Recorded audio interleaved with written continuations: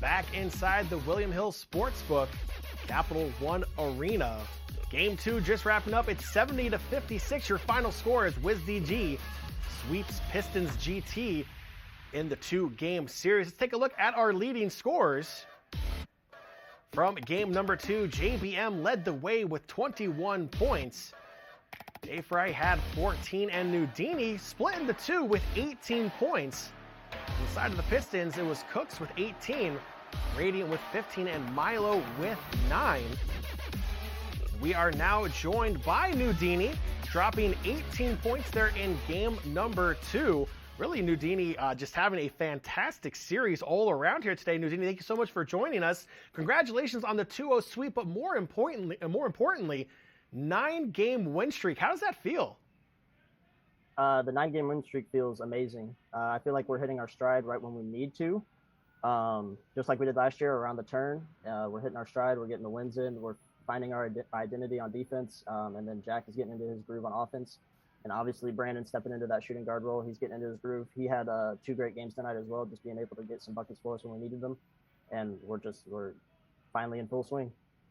No, absolutely. And you mentioned B-Rich coming in there to the number 2 spot. All the way back in week 3 when Coach Pat made that decision to bring B-Rich in, that essentially moved you back down to the 4 spot, the position you played last year on this championship roster.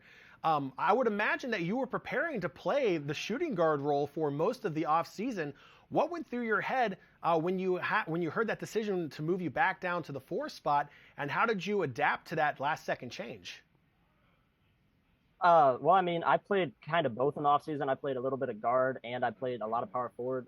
So going back to power forward wasn't really like a major switch for me. Obviously, me, Ryan, and Justin have crazy chemistry together because we won a championship last year. We just know what each other's going to do. And me and Ryan are a great front court, so it just kind of fit in. Like it felt like last season. It felt like everything was just kind of back to normal.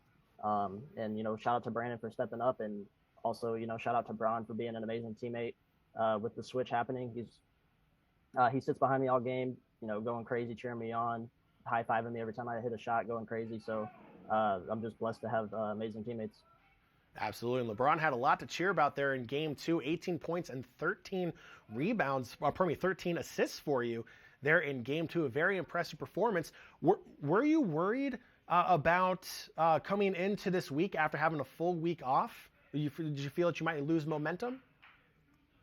I mean, not really. I felt like our momentum was just, still where it's at. We came back, I believe, Tuesday and had practice, and it felt like we never missed a step or missed a beat. We just, got right back to work, and it felt like we never left in the first place. Absolutely. So let's take a look ahead here in the schedule. On Saturday, we have Magic Gaming coming to town.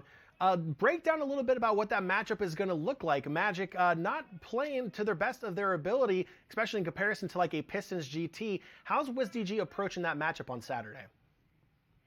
We're going to approach it like we do every game, watch film, pick up on stuff, figure out what they like to do, what they don't like to do, what type of defense they run, if they run any plays on offense, and just, come with the same game. We know right now that no matter what our record is, no matter how well we play, we're the champs from last year. We know there's a target on our back, and we know that every team is gunning for us to at least take one game off of us. So we just go in with the mindset that we follow the game plan, we play our game, we make instinct plays, and everything should just, go according to plan.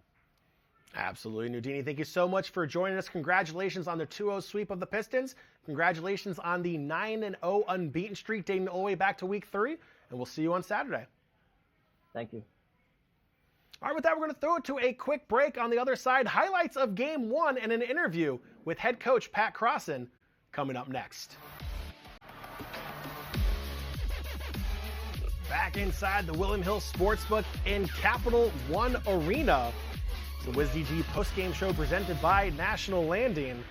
WizDG take the series sweep 2-0 over Pistons GT. Let's go ahead and take a look back at the highlights from Game 1. Which definitely went in favor of WizDG. The final score was 70-56. That was in large part to a lot of crucial turnovers. This one forced by JBM. All the way up to just awkward.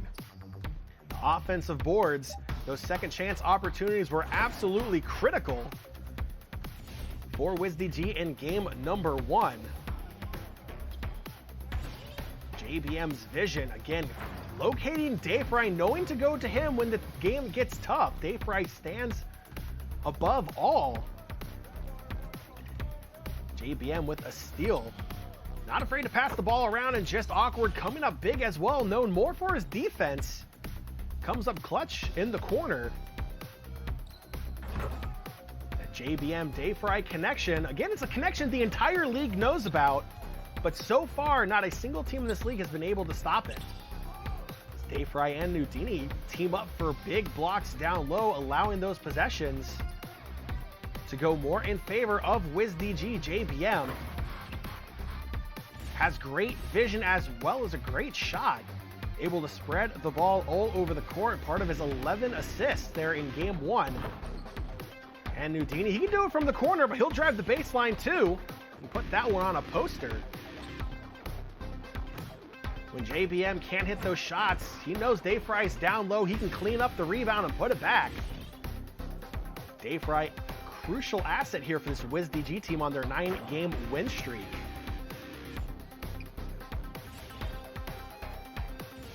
Dayfry knows when to kick the ball back out to JBM, who can always throw it back in.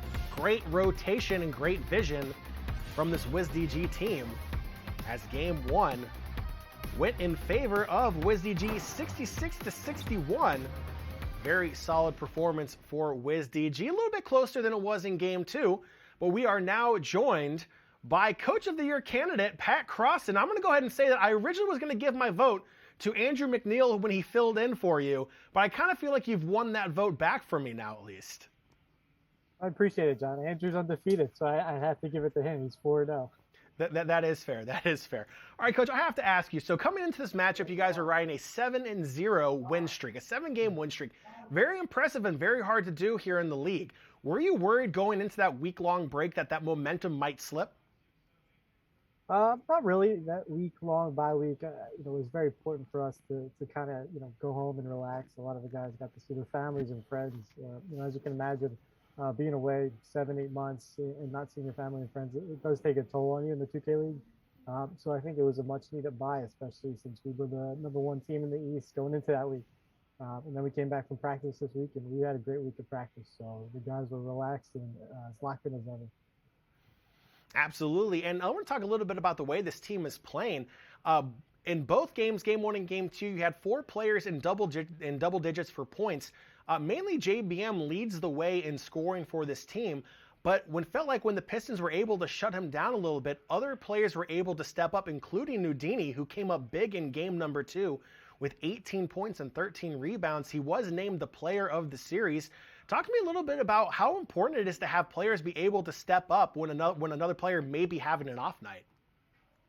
Yeah, especially because, the offense in the 2K League is mainly ran through your point guard. So, when he's struggling, other guys are going to have to step up.